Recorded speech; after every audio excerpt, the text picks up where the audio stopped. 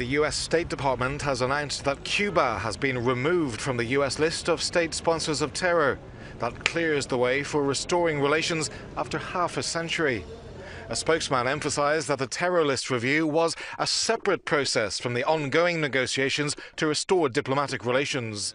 We've issued this morning a statement about the rescission of Cuba's designation as a state sponsor of terrorism. The review of Cuba's designation as a state sponsor of terror was instructed by the President, and we have had a separate process of discussions with the Cuban government about reestablishing diplomatic relations and reopening embassies.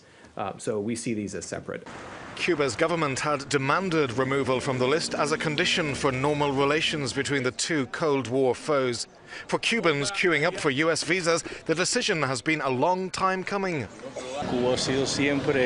This Cuban resident says Cuba has always been affected by terrorism, not to sponsor, not to put bombs everywhere, therefore it does not deserve to be on the list.